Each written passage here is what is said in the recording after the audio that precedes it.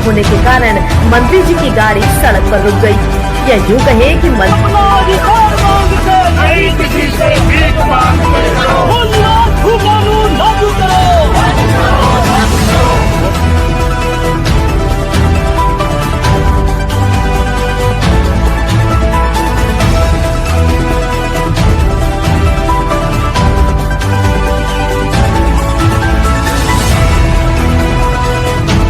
जो हम कहते हैं धर्म का उत्थान हो और अधर्म का नाश हो, उसके बाद हम कहते हैं कि इस्लाम एक धर्म है।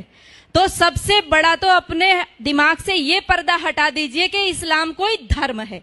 ये बिल्कुल शुद्ध एक राजनैतिक आंदोलन है जो कि अरब से चला है और पूरे उसमें घूम रहा है।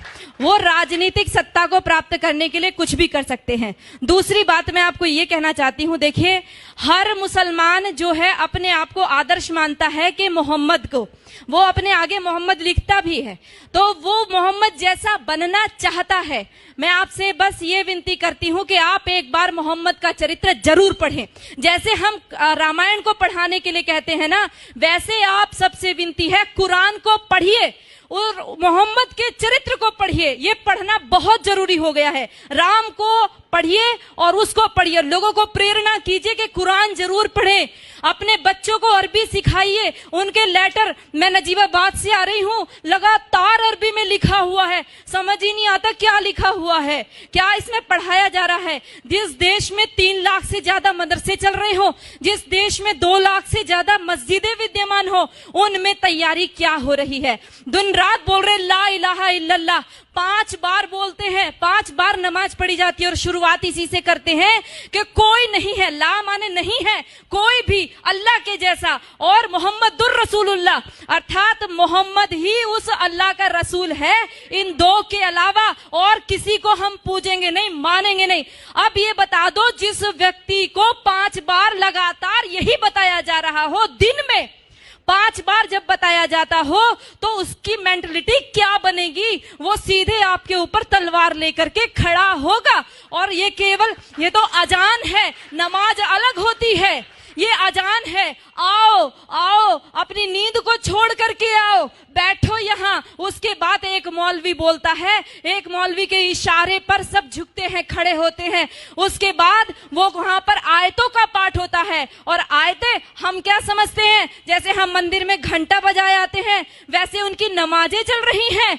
बिल्कुल गलत सोच है। वो नमाज इसीलिए पढ़ रहा है कि हमारा विनाश करना है।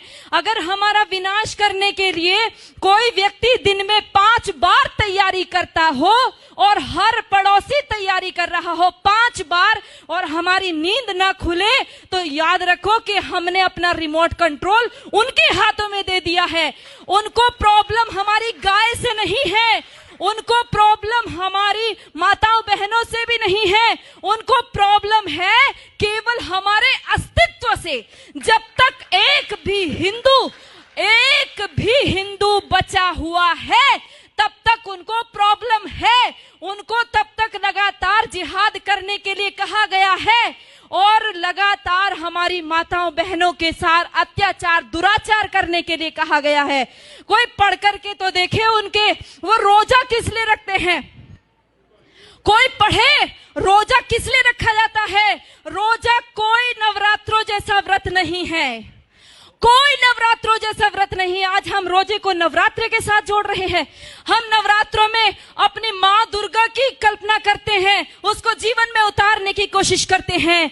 जितनी मोहम्मद ने लड़ाई लड़ी थी, सारी रोजे के टाइम में लड़ी थी, और सारी की सारी तैयारी करने के रोजा इसलिए रखा जाता है कि आप लड़ाई लड़ोगे, जंग लड़ोगे तो भूखा रहना पड़ेगा। अब उस भूख प्यास को आप कैसे सहन करोगे।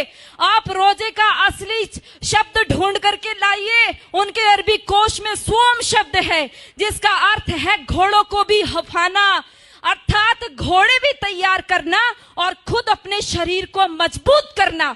अगर उस रोजे की इफ्तार पार्टी में सारे के सारे हिंदू जाकर के बैठते हैं, आश्चर्य होता है जब लखनऊ के मंदिर के मठाधीश भी जाकर के रोजे की इफ्तार पार्टी मंदिर के अंदर कराते हैं और हम सब लोग केवल फेसबुक पे एक दो गुस्सा निकाल करके रह जाते हैं।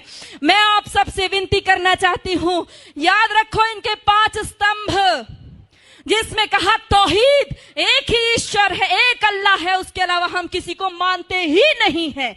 हम कहते हैं सर्वधर्म समभाव। अरे लानत है हमारे ऊपर, 1400 साल से जिन लोगों ने केवल कत्लेआम मचाया हो, आज भी हम उनको धार्मिक कह रहे हैं।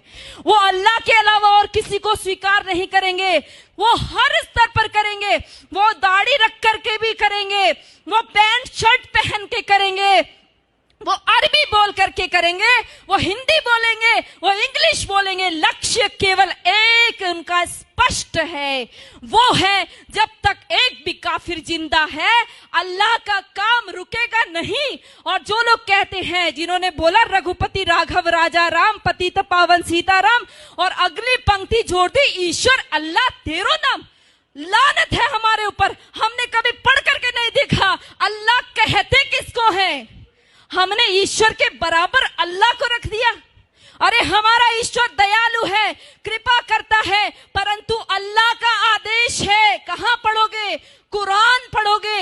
अल्लाह का साफ आदेश है, जो मेरे को नहीं मानता, जो जिब्राइल मिकाइल को नहीं मानता, जो मोहम्मद को नहीं मानता, वो काफिर है और काफिर वाजिबुल कत्ल है, वो कटने योग्य है। इतना ही नहीं, कहा जब रमजान का महीना खत्म हो जाए इनको घात लगा करके मारो। पढ़ो सूरा तौबा, पढ़ो सूरा अल बकरा, सारी की सारी कुरान की सारी ये आयतें पढ़ करके देखो, आपको साफ स्पष्ट पता चल जाएगा। हम सोचते हैं कि उनकी हज यात्रा, हम सोचते हैं उनकी हज यात्रा हमारी अमरनाथ यात्रा जैसी है। अरे पढ़ो भाइयों, यदि उनकी हज यात्रा हमारी अमरनाथ जैसी होती तो वहां पर सब लोग जा सकते थे, केवल मुसलमान ही क्यों जाते हैं? आज उनके ऊपर वो वहां से हमारे भाई पैसा भेजते हैं और वहां से वो अपनी सभ्यता को भेजते हैं। उनको कोई एम्बेसी में राजदूत भेजने की आवश्यकता नहीं है कि भारत में आप हमारे अरबी कल्चर का प्रचार कीजिए। ये सारे बढ़ाए हुए दाढ़ी, ये सारे ऊंचा पजामा और नीचा कुर्ता पहन करके सारे वहां से सीख करके आते हैं और अपने आप यहाँ पर आकर के सिखाते हैं। याद रखो, मिटेगा ये धर्म और आबरू भी जाएगी, तुम्हारे नाम से दुनिया को शर्म आएगी। यदि आज नहीं जागे तो कोई हमारे बचाने वाला नहीं है। ये नमाज खिलाफत का मिनी ट्रायल है। ये नमाज इसलिए कहता है कि एक खलीफा बैठाएंगे और उसका राज चलेगा। ये पहले भी हमारा देश आजादी के लिए जूझ रहा था और सारा मुस्लिम जगत खलीफा के लिए जूझ रहा था। इतिहास पढ़ करके देखो, मालाबार में जो युद्ध हुआ, हमारे लोग जो मारे गए, वहां की महिलाओं के साथ, क्योंकि खिलाफत आंदोलन फेल हो गया। टर्की में खलीफा था, उसकी खलीफाई चली गई, खलीफा छोड़ करके इंग्लैंड भाग गया। वहां से इनको गुस्सा आया, आक्रोश हमारे हिंदू माताओं बहनों के ऊपर निकाला। वो जो लेडी रीडिंग को पत्र लिखा था हमारी हिंदू महिलाओं ने, कभी पढ़कर देखो। उन्होंने लिखा हमारी कितनी दुर्दशा हुई है। हमारे सामने हमारे बच्चों को, दूध मुहे बच्चों को भाले की नोक पर उछाल करके ऊपर टांग दिया गया। हमारी बेटियों माताओं के साथ में बलात्कार हुए। एक एक माता का बलात्कार करने के लिए 10-10 जिहादी थे और वो 10-10 जिहादी के बीच में फंसी हुई महिला ये सोच रही थी किसके लिए दुख मनाऊं, अपने बेटे के लिए या मेरे शरीर के लिए, किसके लिए रोएंगे। दर्द को भी दर्द आएगा, वो ऐसी भयंकर स्थिति है। और ये केवल एक आकस्मिक घटनाएं नहीं है, ये सब ऊपर से सिखाया हुआ है। भाइयों, आप सब लोग जो फेसबुक पे इसको रिकॉर्ड कर रहे हैं या अपने मोबाइल में रिकॉर्ड कर रहे हैं, ये मोबाइल में रिकॉर्ड करने की चीज नहीं है, दिल में रिकॉर्ड कीजिए। इसको अपनी बहनों को, माताओं, बेटियों, बच्चों को बताइए। नीति कृष्ण कहता है, नीति का अवलंब ले पहचान शत्रु प्रहार को। कृष्ण का आदेश सुन गुंजा दे गांडीव की टंकार को, ऐ पार्थ चादर तान कर सोता रहेगा कब तलक, तू उठ जरा निज शौर्य का परिचय करा संसार को, तू उठ जरा निज शौर्य का परिचय करा। धन्यवाद।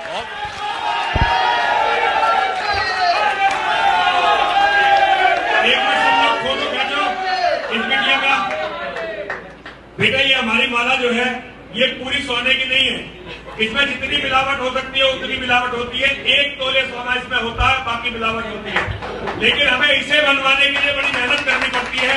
और यतीमा चेतनानंद सरस्वती जो तुम्हें अपने हाथ से इसे दे रही है ना, तुम जैसी बेटी जिस माँ ने पैदा की है ये उसका सौभाग्य है। पिता ने तुम्हें जन्म दिया है ये उसका सौभाग्य है। तुम्हारे जैसी बेटी होना ये किसी भी व्यक्ति के लिए इससे बड़ा सौभाग्य नहीं हो सकता।